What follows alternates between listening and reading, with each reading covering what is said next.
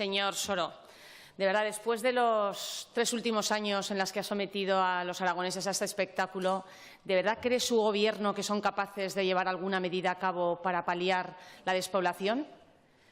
¿De verdad creen ustedes que son referencia de los aragoneses del medio rural? Si les preguntáramos a los aragoneses del medio rural a quién elegirían para solucionar sus problemas, ¿de verdad cree que les elegirían a ustedes?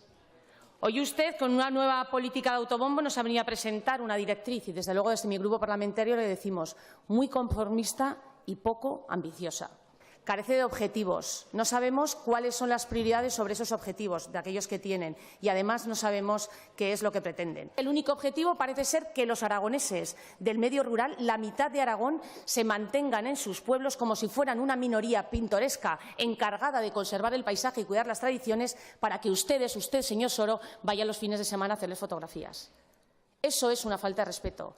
Los aragoneses del medio rural, pregúnteles, no están esperando que ustedes vayan a hacerles fotografías. Los aragoneses del medio rural están esperando que usted, por ejemplo, vaya a hacer carreteras. ¿Sabe cuál es el problema de los aragoneses, señor Soro? No solamente la despoblación. El problema de los aragoneses es su Gobierno. Ese es el problema de los aragoneses. Ustedes son el problema de los aragoneses.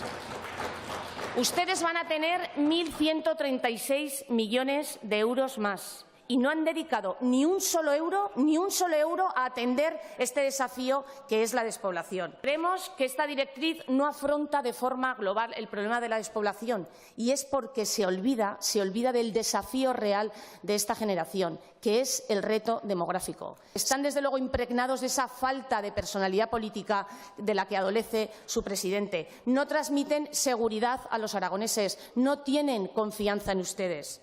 Aquí es donde debería aparecer la personalidad política y la vocación transformadora, la que debe de tener un Gobierno, y ustedes no tienen ni una ni otra.